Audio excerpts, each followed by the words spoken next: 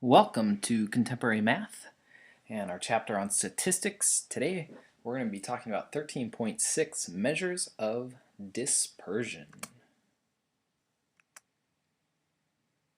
So measures of dispersion are used to indicate the spread or variability of the data. You'll remember last time we were talking about measures of central tendency, so we were looking at the center of the data. Now we're going to be talking about how much is that data clustered around the mean or spread out from the mean. We will be discussing dispersion in terms of range and standard deviation. Range is the difference between the highest and the lowest value. It kind of is right there in the name, and you're probably pretty familiar with it. Standard deviation is maybe a new concept. And this is how much the data differs from the mean. It's almost like an average of all the distances to the mean. So if all the data is clustered right around the mean, the standard deviation will be small. If the data is spread out very far, the standard deviation will be larger.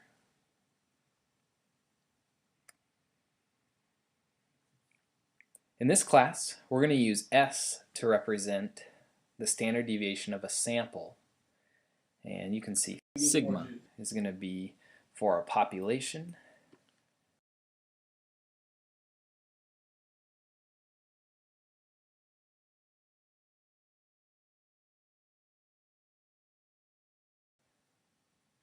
So let's try example 1.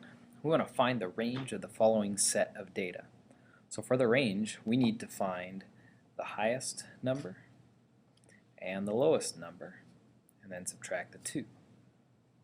So looking at this, the highest number here is 95, and the lowest number is 45. So all we need to do here is go 95 minus 45, and it gives us a range of 50.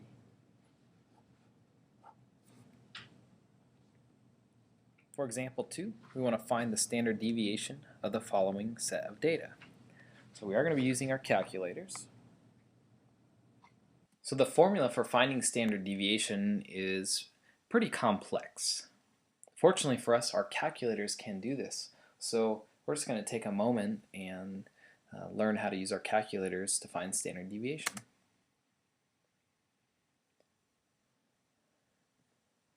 This list of instructions is the same as we were doing last class period, and we're going to focus mainly on the TI-83.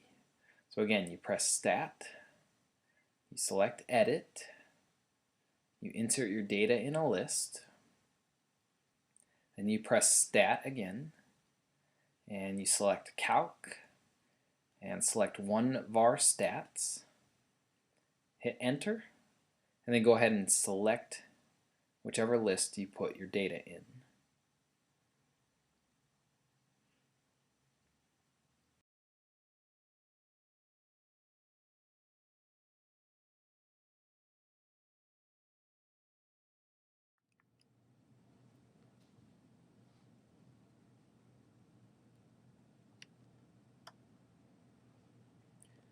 So first we need to enter the set of data. And so we want to push Stat and Edit. And we type in our numbers. 3, 6, 4, 7, 6, 8, 2, and 10. Then we want to calculate some statistics, so we hit Stat, scroll over to Calc, and we choose one variable statistics. And since we had everything in list 1, we can just leave this blank. If you put it in a different list, you'll select that here.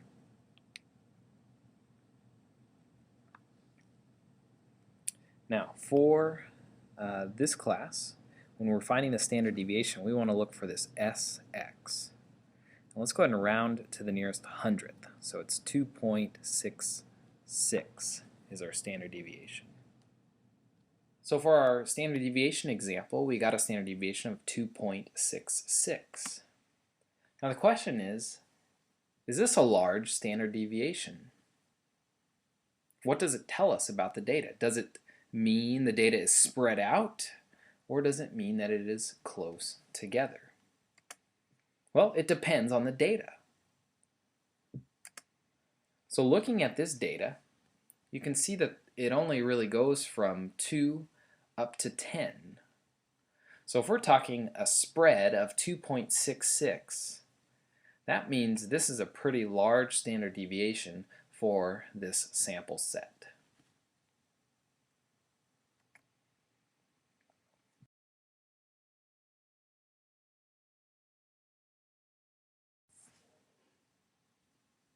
So here are some insights about standard deviation to kind of help you grasp and understand this concept a little better. So it's all about where the data falls around the mean. So if data is clustered around the mean, the standard deviation will be closer to 0. The larger the standard deviation, the larger the spread. So the items, the pieces of data are getting further and further away from the mean. Standard deviation is always positive.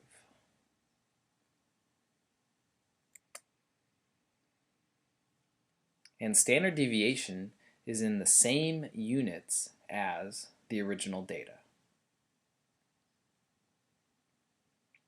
So for your projects, let's say you asked the number of computers in a household, you can come up with an average. Let's say the average household has 3 computers. If we found a standard deviation of 1.5, that would be in 1.5 computers.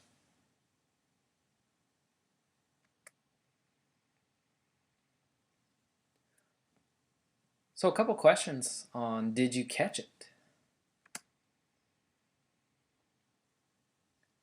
Thinking about standard deviation, why might it be good for a set of data to have a very small standard deviation? So if we think about what it means for a standard deviation to be small, it means all the data is clustered around the mean. So it's going to be good to have a small standard deviation if there needs to be consistency in the data, when we want everything to be similar. See if you can think of a couple examples where you would want all the data to be clustered very closely to the mean.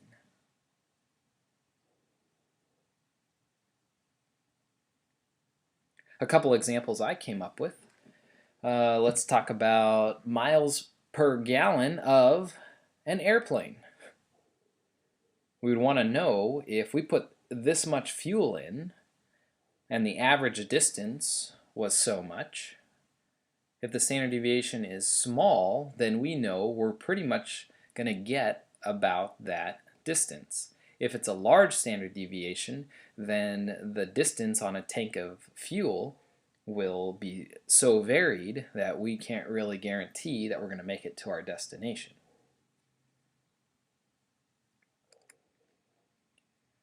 So why might it be good for a set of data to have a large standard deviation? Well, I think what it means to have a large standard deviation, it means all the data is spread out very far from the mean. So we want a large standard deviation if there needs to be a wide mix or spread in the data. See if you can think of anything where a large standard deviation would be ideal.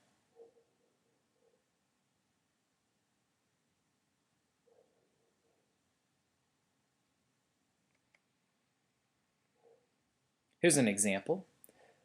If we talk about the age of populations, so you can find the average age. Maybe the average age of everyone in the United States is 30. The reason it would be good to have a large standard deviation is we don't want most of the people clustering around that age. We would rather have a spread so that we have a lot of young people, a lot of teenagers, a lot of young adults, a lot of people in their 30s, a lot of people in middle age, and then elderly people. And we would want that spread out over the entire range of the age of populations. What the United States is facing right now is a very large older population. So as everyone is starting to retire, Social Security funds are not really enough to be able to support that entire group of population shifting a little bit higher. So having a range is much better. Another one that I just thought of would be in temperatures. Okay, so average temperature throughout the year. In Reedley, California, it's about 70 degrees Fahrenheit. And in Orange, California, it's 70 degrees Fahrenheit. Now, when you look at the averages, they're the same. But if you look at the weather in the two cities, very different. If you've ever been to Fresno or the Central Valley, in the summertime, you'll know what I'm talking about. So the temperatures can get 110 plus. In the winter, it also gets below freezing quite often. I remember one year it froze, it was in the 12s for about a week straight. So why would it be good for a set of data to have a large standard deviation? Well, in Reedley, the average is 70, but the standard deviation is quite a bit larger than it is in Orange. Now, the way fruit trees work, like nectarines and peaches, they need to have a season of freezing. So it puts the trees in this dormant state so that when it becomes warm, they're a lot more vigorous and they produce a lot more fruit. Then they also need the heat so that the fruit will ripen correctly and at the right time. So certain fruit trees grow much better in a climate where the standard deviation is larger because it needs both freezing temperatures and hot temperatures, which they wouldn't get necessarily in Orange, California.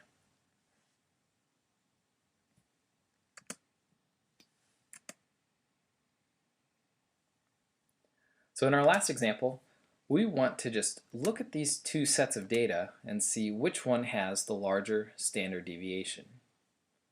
So we have the set 2, 5, 8, 9, and 12, or 95, 96, 97, 99, and 100. So go ahead and make your prediction as to which one you think has the larger standard deviation. After we make the prediction, we'll go ahead and find the standard deviations and see if we were correct.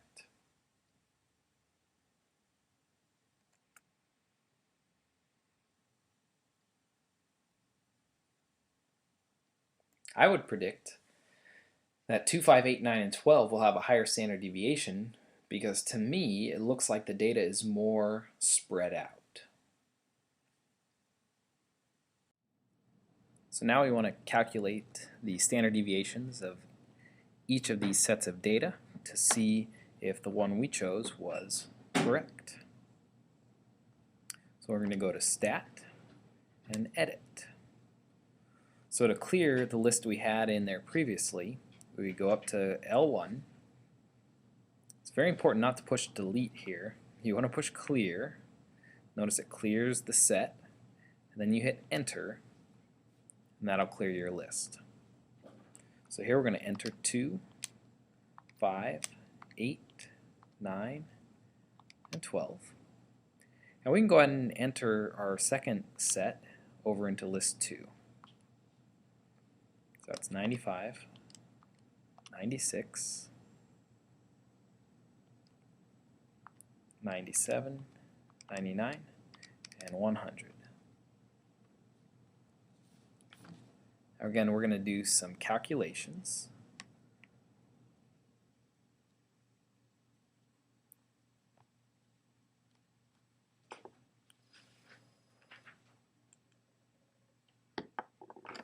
Let's go ahead and push Stat, Calc, 1var stats. And if we just hit enter, we're going to get our first one. So here, SX is 3.83.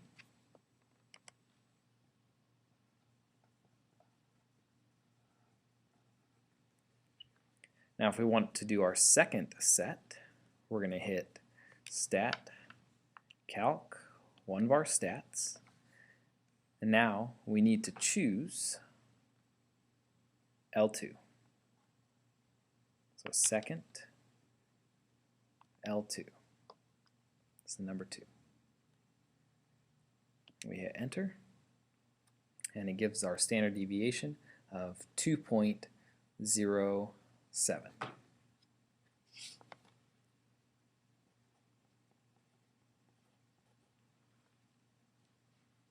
based on this, it looks like our prediction was correct.